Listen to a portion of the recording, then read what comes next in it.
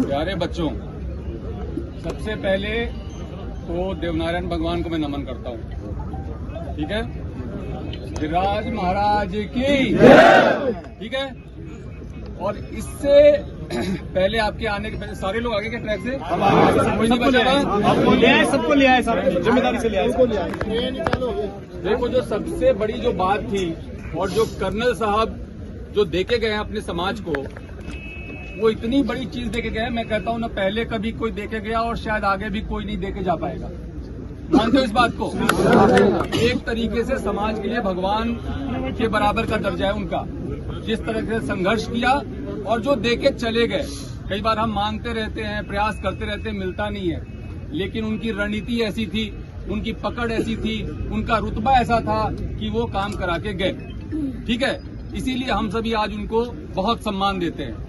जब कर्नल साहब यहाँ पे आंदोलन करते थे 14, 15, 16 में यहाँ पे एसपी रहा हूँ, कई बार उनसे मिला हूँ, कई बार उनसे बात हुई है, तो इसलिए मैं उनको व्यक्तिगत तौर पे जानता हूँ। अब जहाँ बात बच्चों की थी, जो हमारे 372 वाले बच्चों की मांग उठाई, कहाँ गया बच्चा वो, ये है, और बाकी और साथी लोग हैं। एक बात बड़ी छोटी सी और मोटी सी समझने वाली थी कि हम लोग यहाँ पे 372 पद पे नौकरी मांगने के लिए ही तो आए थे ना, कि जो हमारा अधिकार है हमें दे दो, जो हम मानते हैं हमारा अधिकार है।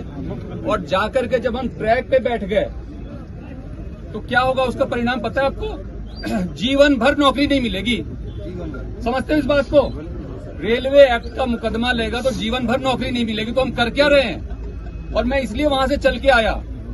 बात ये थी कि पुलिस को नहीं जाना चाहिए, लेकिन मैं इसलिए चल के आया कि ये बच्चे अपने लिए कर क्या रहे हैं। और मैं धन्यवाद देता हूं प्रधान जी का, मैं धन्यवाद देता हूं प्रधान जी का कि इन्होंने सबसे पहले इस बात को समझा, वहां पे गए, आपको समझाया, और अधिकांश बच्चे तो मेरे ख्याल से आगे समझ के और बाकी को भी अब समझा के ले आए।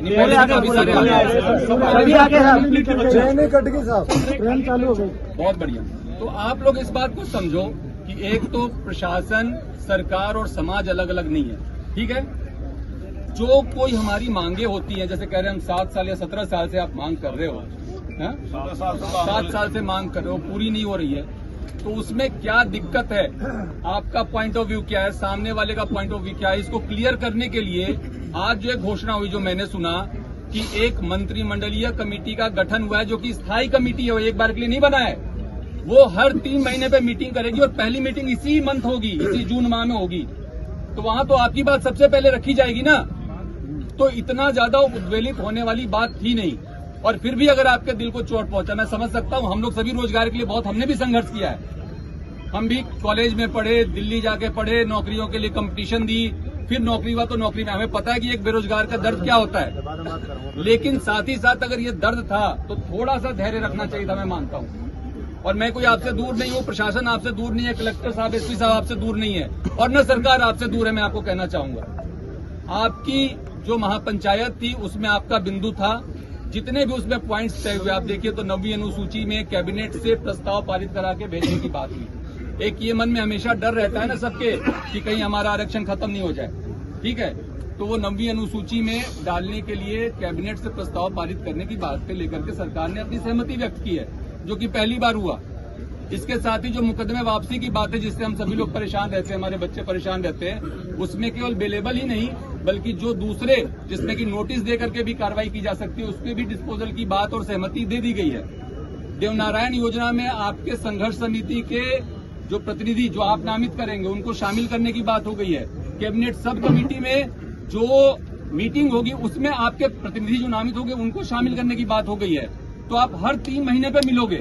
आप जो कह रहे हो हमारी कोई बात नहीं सुन रहा, हमारी कोई बात नहीं समझ रहा, हमारी लॉजिकल बात है, वो हर 3 महीने पे सवाल पूछने का आपके पास मौका होगा। तो मेरी कोई बात पे आपत्ति है क्या?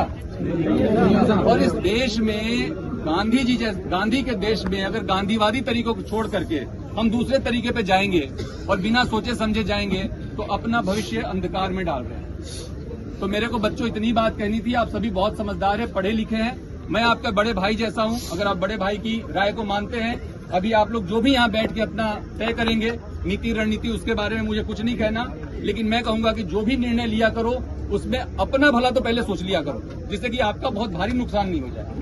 तो इतनी सी बात करनी थी। सबको बहुत बहुत धन्यवाद। वंदे मातरम।